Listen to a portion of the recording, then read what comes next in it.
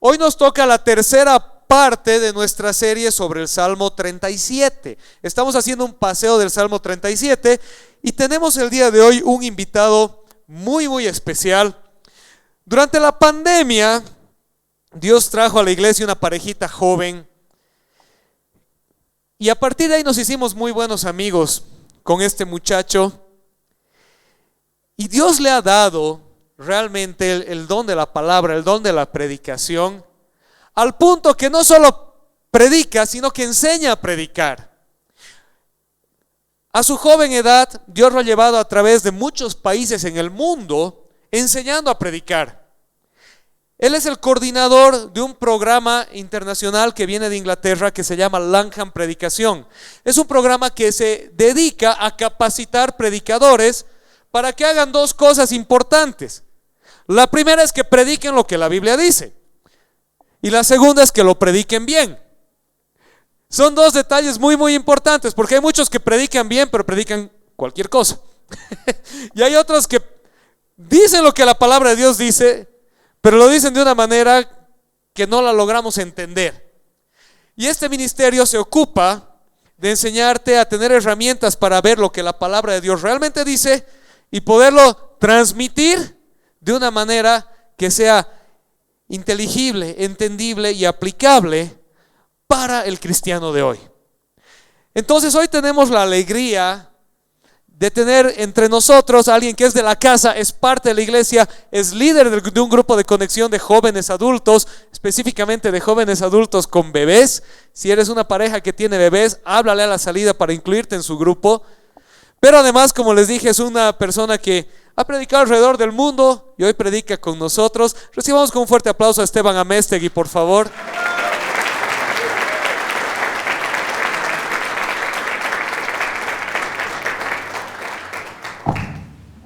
Perdón, mis papeles están volando. Buenos días, queridos hermanos, queridas hermanas. Para mí es un gusto estar delante de ustedes y compartir la palabra. Y en especial porque voy a compartirlo en casa, la iglesia que yo asisto y donde me reúno en mi grupo de conexión y comparto con mis hermanas y hermanos. Realmente es un gran honor y un gran privilegio para mí. Y quería comenzar preguntándoles a todos ustedes si están convencidos de que la palabra de Dios tiene poder. ¿Están convencidos? Amén, ¿verdad? Amén. Y hace poco estábamos cantando, estábamos declarando ante el Señor que su Espíritu está aquí y que milagros pueden suceder.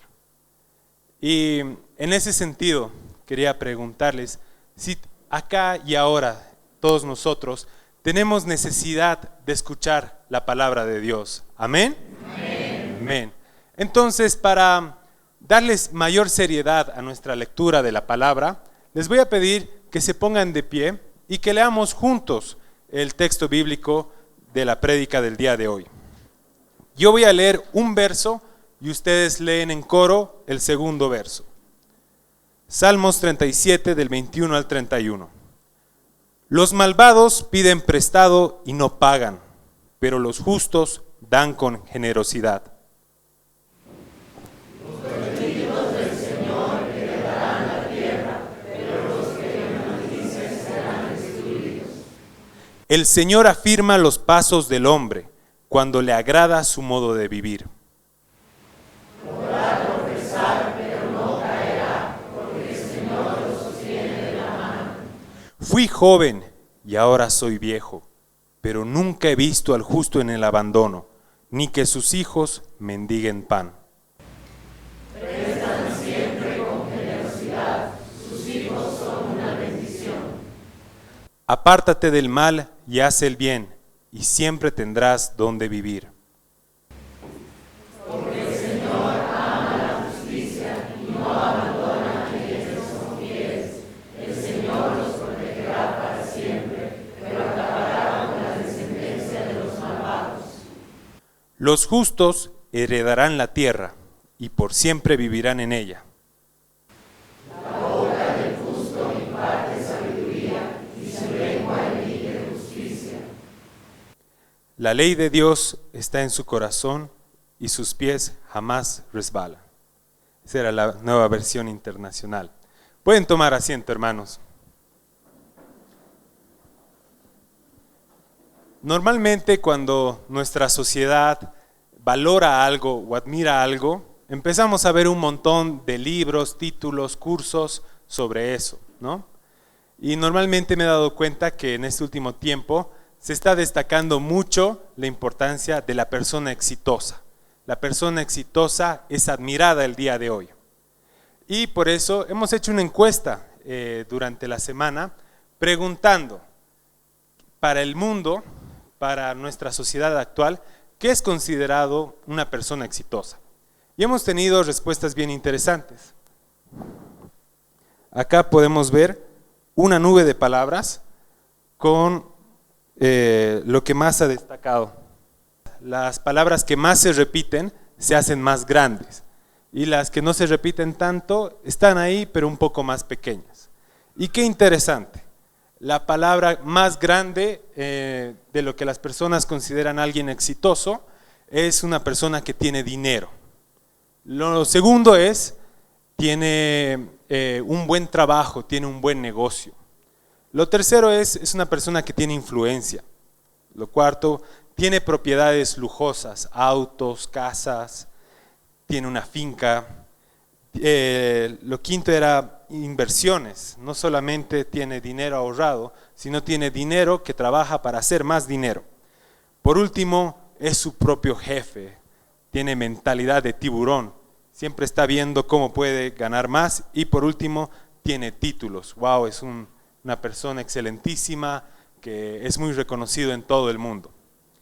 Pero lo que me llama la atención es que la palabra de Dios lo que está buscando que nosotros admiremos es a la persona justa. Y eso es muy interesante porque cuando decimos que admiramos a una persona porque es exitosa, estamos admirando su resultado, estamos siendo resultadistas. ¿Qué es lo que queremos? ¿Por qué queremos ser como ellas? Porque queremos tener los mismos resultados. Pero en cambio, acá, David ha escogido una palabra muy interesante, la persona justa. ¿Y por qué lo hace? Bueno, la palabra justo hace énfasis en el carácter. Entonces, si bien el mundo está enfocado en los resultados, la palabra de Dios nos invita a que nos enfoquemos en nuestro carácter, en nuestro ser, en nuestra ética.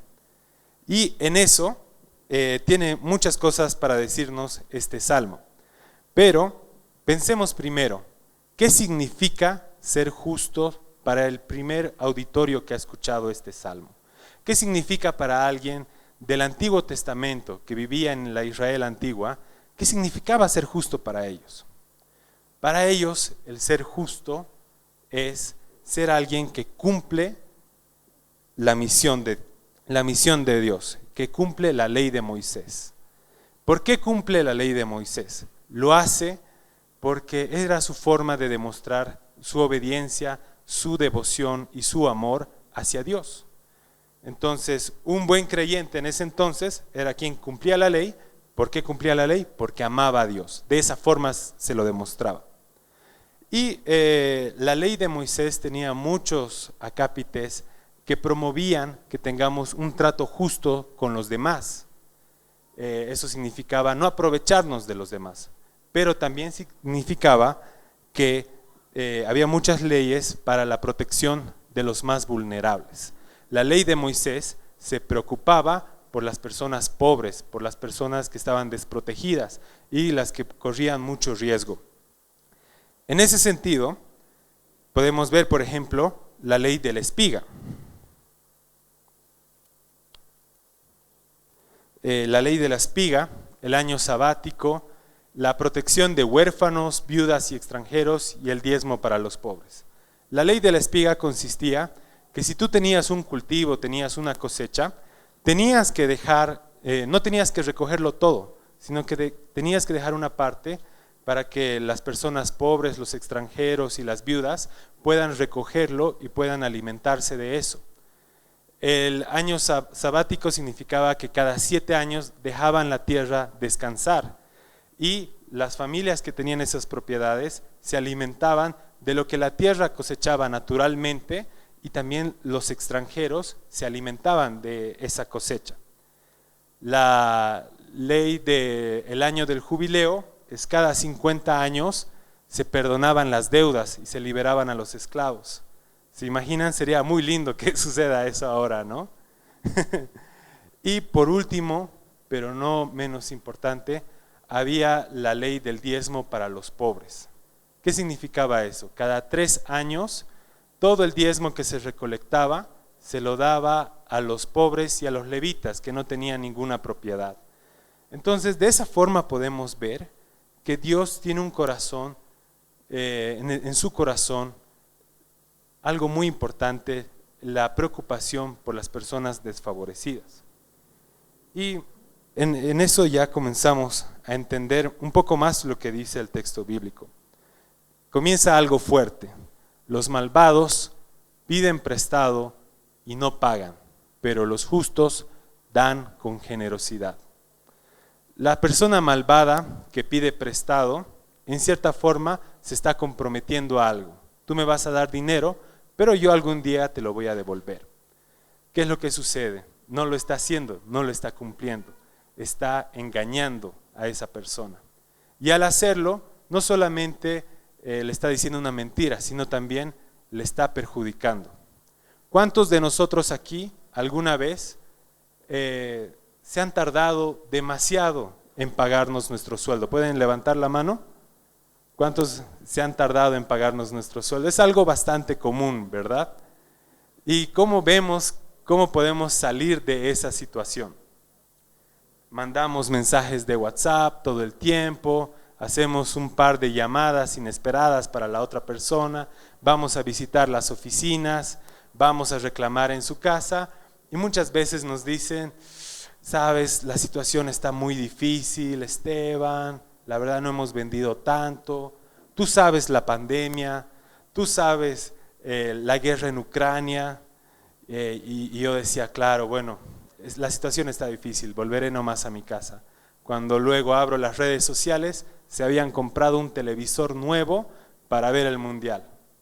No, no está bien, nos están perjudicando. Y también sucede cuando las personas estafan, están ofreciendo un negocio millonario, una oportunidad de 1 en 1 millón, y que si tú inviertes vas a recibir más, y bueno, es un esquema Ponzi o una estafa piramidal, que al final tú te quedas sin plata y a las personas que has invitado también se quedan sin plata. Estás engañando y estás perjudicando.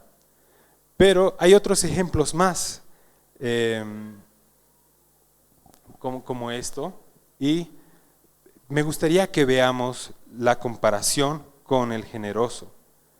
El generoso, en cambio, da con generosidad.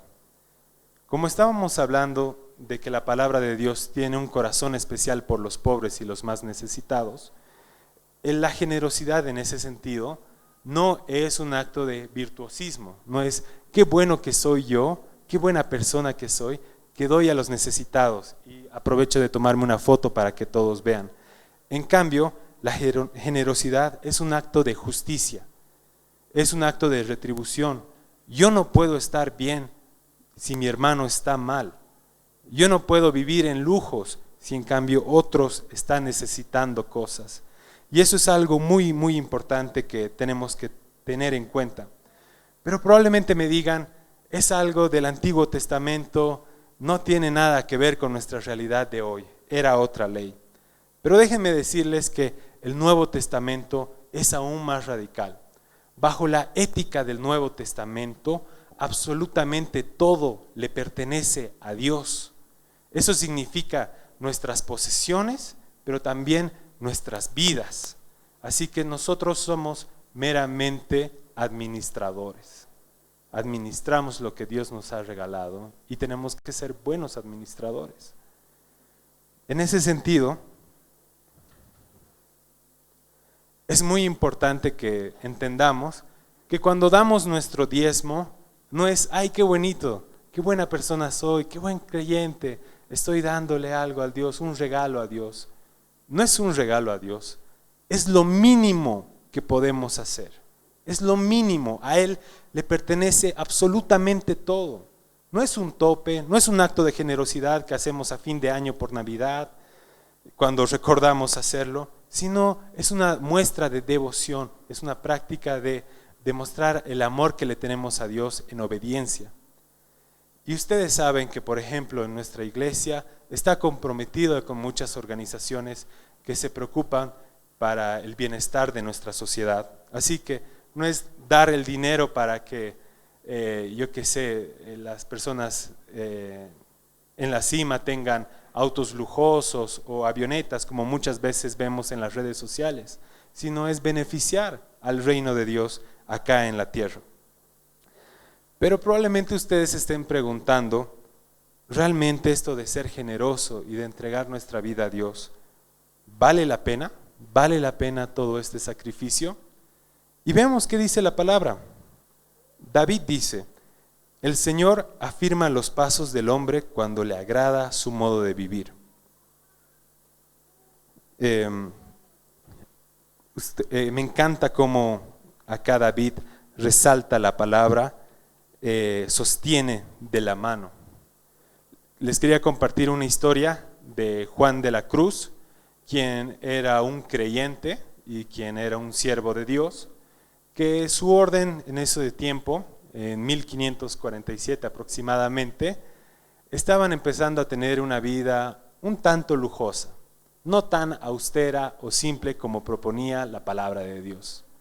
Entonces él y otra hermana llamada Teresa promovieron que la vida de las personas en esa orden sea más austeras, más dedicadas a la meditación de Dios y también más sencilla y comprometida con el servicio. Lo que sucedió en su vida fue que a los de la orden original no les gustó mucho eso y lo hicieron encarcelar y lo exiliaron y le quitaron la posibilidad de dirigir un culto y cosas por el estilo. Y en medio de esa cárcel en la cual él se encontraba, o él sufrió mucho, traumas espirituales, traumas físicos, violencia, y en medio de todo eso, él escribió un gran poema que se llama El Cantar del Alma. En este poema él dice, qué bien sé yo la fuente que emana y corre, aunque es de noche. Aunque es de noche, sé que no puede haber cosa tan bella y que cielos y tierra beben de ella. Aunque es de noche, la corriente que nace de esta fuente, bien sé que es tan capaz y omnipotente. Aunque es de noche, su claridad nunca es oscurecida y toda luz de ella es venida. Aunque es de noche, en esta viva fuente que deseo, en este pan de vida yo la veo, aunque es de noche. Acá, Juan de la Cruz está encarcelado, probablemente está en un espacio frío, en un espacio oscuro, y sin embargo, él está alabando al Señor, está glorificando al Señor, y más importante, lo está viendo a este Dios omnipotente, a este Dios hermoso, a esta fuente inagotable, en medio de una situación oscura, en medio de la noche oscura del alma. Y acá podemos ver cómo Dios le está sosteniendo la mano en medio de la adversidad. Así que, hermanos, si ustedes deciden ser justos, si ustedes deciden seguir a Dios, en medio de la noche oscura del alma, Él va a estar con ustedes. Y acá hay un testimonio de ello. Y en la Biblia hay muchos testimonios de ello. Y incluso el día de hoy, acá en Cochabamba, Bolivia, podemos seguir escuchando testimonios de ellos. Dios está acá y Dios se va a preocupar por ti. Y quizás digas, ok, yo de joven, más idealista, me hubiera encantado hacer eso. Yo solo podría vivir en condiciones paupérrimas y servir a Dios, me agradaría hacer eso. Pero ahora ya tengo una familia, ya tengo hijos, quizás ya tenga nietos, tengo responsabilidades, cuentas que pagar, dinero que ahorrar para la casita, pagar la deuda. ¿Realmente va a valer la pena? ¿Mi familia va a poder comer? Y la palabra de Dios también tiene una respuesta a eso. Acá dice, he sido joven y ahora soy viejo, pero nunca he visto justos en la miseria, ni que sus hijos mendiguen pan. Prestan siempre con generosidad y sus hijos son una bendición. El reino de Dios demanda de nosotros una entrega total, pero a cambio tenemos la promesa de que Él va a estar con nosotros, que Él va a acompañarnos, pero también significa su provisión. Y su provisión no solo a nosotros como individuos, sino también para nuestra descendencia, para nuestros hijos y quizás los hijos de sus hijos. Y dentro de eso quería contarles, hermanos, que muchos miembros de acá de la iglesia hemos visto la fidelidad de Dios en esto. Sé que hay muchos testimonios de personas que en algún momento han necesitado un monto exacto y Dios les ha dado de regalo, de un lugar inesperado, aquello que ellos necesitaban. Y lo lindo es que también esto no solo se queda a nosotros, sino también se extiende a nuestros hijos. Y la palabra dice, sus hijos son una bendición. Y si Dios nos ve a nosotros, si nuestros hijos nos ven a nosotros ser justos, lo más probable es que ellos vayan a imitar nuestro ejemplo, ¿no? Y qué difícil es educar a nuestros hijos, qué difícil es inculcarles buenos valores y buenos principios, pero si nosotros damos el ejemplo, es muy probable que ellos sigan el mismo camino. Y acá hay otra promesa. Acá David está diciendo, apártate del mal y haz el bien, y siempre tendrás donde vivir. Porque el Señor ama la justicia y no abandona a quienes le son fieles. El Señor los protegerá para siempre, pero acabará con la descendencia de los malvados. Quería decirles, hermanos, que Dios no nos promete ser millonarios, no nos promete que vayamos a tener una mansión en las lomas de Aranjuez, pero si somos fieles y obedientes, vamos a poder contar con su protección, con lo esencial y muchas sorpresas. Mi padre estudió psicología y se casó muy joven, a los 23 años, con mi mamá, y ambos muy comprometidos con el Señor. A muy poco tiempo tuvieron a mis 2 hermanas. Y mi papá, como psicólogo, probablemente pudiera haber ganado más en los primeros años de su carrera.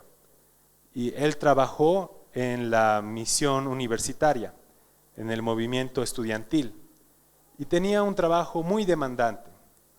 Probablemente yo, en su situación, no sé si hubiera tomado el mismo trabajo, pero él lo hizo y él se involucró, tuvo que viajar mucho, tuvo que servir al Señor, y su sueldo rara vez alcanzaba para todas las demandas.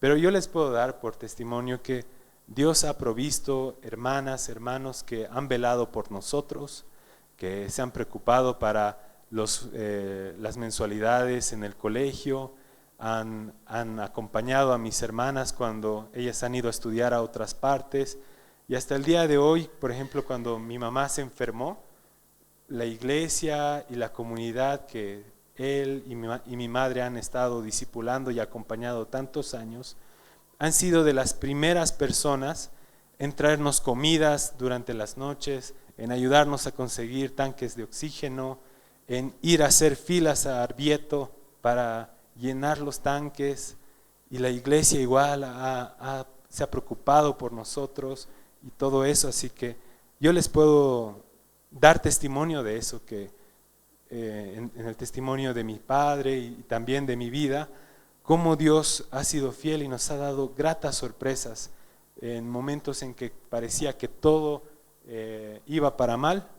Dios ha sido fiel, y si bien no tenemos un auto lujoso, ni viajamos en un jet privado, ni creo que lo vayamos a hacer, sí estamos muy contentos con todo lo que Dios nos ha dado.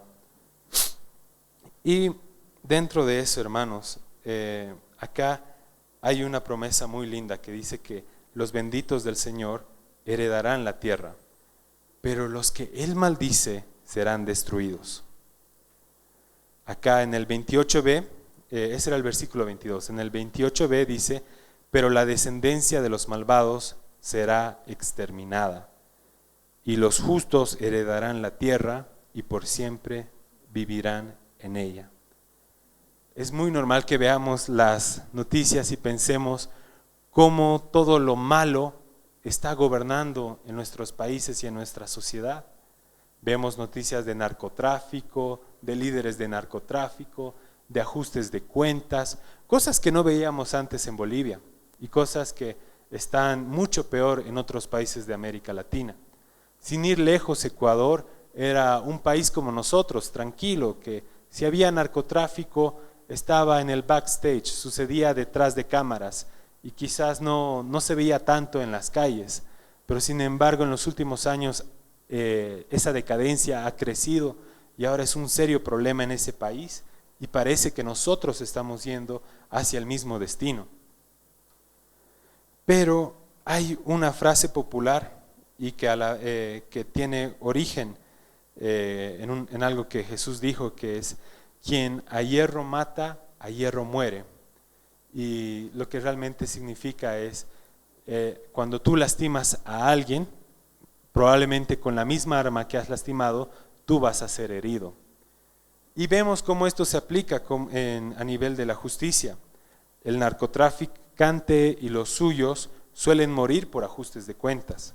El trabajador compulsivo que abandona a sus hijos por seguir acumulando riquezas, ya cuando sus hijos crecen, ya no quieren estar con él, porque él los ha abandonado en el tiempo en que ellos lo necesitaban. Y cuando ellos crecen, lo abandonan cuando su padre necesita de ellos. Los opresores que gobiernan o que en algún momento tienen poder, tarde o temprano son derrocados. El corrupto oportunista que dice: wow, voy a entrar con este gobierno y voy a tener un sueldo asegurado y muchas coimas más, al momento que hay un cambio de gobierno, que siempre tarde o temprano llega, esa persona se va a quedar sin trabajo. El estafador que se hace de fama, luego de un tiempo ya es conocido y nadie cree en él y nadie quiere creerle sus mentiras. El deudor moroso daña las relaciones de su círculo de confianza. Las redes que protegen al abusador tarde o temprano caen y todo sale a la luz. El feminicida que se cree poderoso e intocable cae ante la justicia. Y quien desprecia, quien es racista, quien es discriminador, también en algún momento será despreciado. Un ejemplo clarísimo a nivel de película de el destino de la persona mala es El Irlandés. Si no la han visto, está en Netflix, pero ahí vemos una persona que se compromete a la vida del crimen y llega al final de sus años y había perdido a sus amigos, había perdido a sus hijos, había perdido a cualquier posibilidad de tener relaciones con personas que lo quieran, y muere en una desolación total. Si desean verla, es un poco fuerte, pero ahí vemos claro cuál es el destino final de la persona malvada. Pero en cambio, el justo, el que es bendito, tiene otro destino. El que es justo va a heredar la tierra. ¿Pero qué significa eso? Primero, significa que va a heredar, que va a recibir la promesa del nuevo cielo y nueva tierra. Va a tener vida eterna. Sabemos que cuando vamos a morir, vamos a estar en la presencia del Señor. Y eso ya es muchísimo. Es algo muy inmerecido y muy misericordioso de su parte. Pero hay una canción que cantamos muchos, los que venimos de contextos evangélicos y probablemente la hayan escuchado en algún funeral. Cantamos: más allá del sol, yo tengo un hogar, un lindo hogar, más allá del sol. Y a veces pensamos que todo lo que hacemos es para allá adelante, cuando estemos en la presencia del Señor.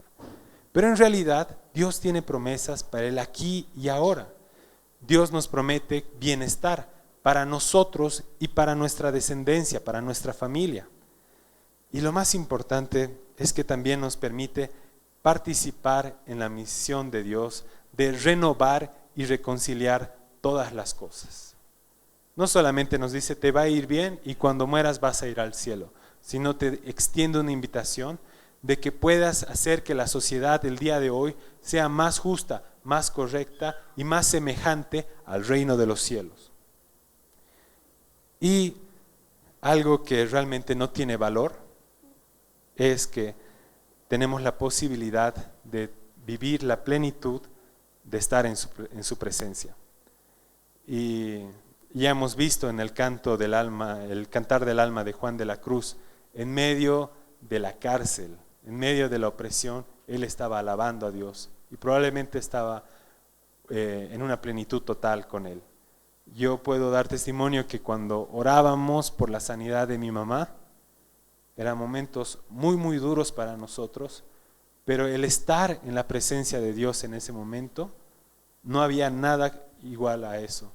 Y por más que han sido tiempos difíciles, cuando yo miro atrás y recuerdo todo lo que hemos pasado, solo me quedo con la imagen de haber estado con Él y las palabras que Él me ha dicho en ese tiempo. Espera. Y por último, el pasaje bíblico termina con: la boca del justo imparte sabiduría y su lengua emite justicia. La ley de Dios está en su corazón y sus pies jamás resbalan. Me parece que el texto se explica por sí solo, pero me gustaría que todos puedan levantarse y ponerse de pie.